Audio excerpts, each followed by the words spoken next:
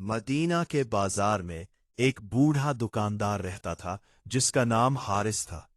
उसकी छोटी सी दुकान थी जहां वो अनाज, खजूर और शहद बेचा करता था। अगरचे वो गरीब था, मगर अपनी दयानतदारी की वजह से पूरे शहर में मशहूर था।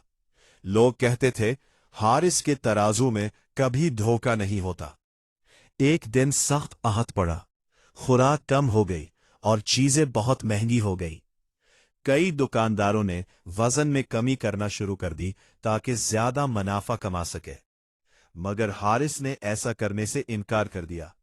उसने कहा, मैं भूखा रह लूंगा, मगर अल्लाह के सामने झूठा नहीं बनूंगा। एक रोज एक अमीर ताजिर उसकी दुकान पर आया। उसने कहा, हारिस, मुझे 100 मन गंदुम चाहिए, मगर तुम वजन में थोड़ा कम रखो तो मुझे फर्क नहीं पड़ेगा।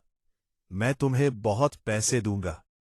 हारिस ने तराजू रखा, आसमान की तरफ देखा और बोला, मैं इंसानों को धोखा दे सकता हूं, मगर अल्लाह को नहीं। तुम चाहो तो कहीं और से खरीद लो।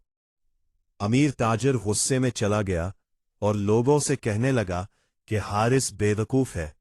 मगर कुछ ही दिन बाद उस ताजिर का गोदाम जल गया और उसकी सारी गंदुम खत्म हो गई। इधर हारिस के पास एक अजीबो-गरीब वाकया पेश आया। एक रात उसने ख्वाब में देखा कि एक नूरानी शख्स कह रहा है, तुमने अल्लाह की खातिर सच का साथ दिया, अब अल्लाह तुम्हारे लिए रास्ते खोल देगा। अगले दिन एक काफला मदीना आया जिसके पास वाफर मिकदार में अनाज था। काफले का सरदार हारिस की दयानतदारी का पहले से सुना हुआ था, इसलिए उसने सारा अनाज उसी की दुकान पर उतार दिया।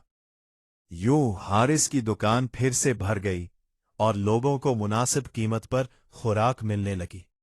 जब वही अमीर ताजिर परेशान हाल वापस आया और माफी मांगी, तो हारिस ने मुस्कुराकर कहा, मैं तुमसे बदला नहीं लूंगा, अल्लाह ने मुझे काफी दे दिया है।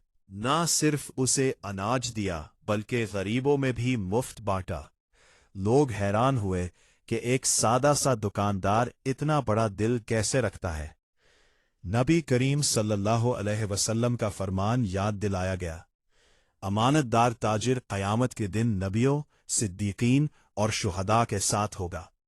ये वाकया पूरे मदीने में फैल गया और हर दुकानदार ने अपने तराजू सीधे करने शुरू कर दिए। लोग समझ गए कि रिज़्क़ की बरकत सच्चाई में है, धोखे में नहीं। अगर आपने अभी तक मेरे चैनल को सब्सक्राइब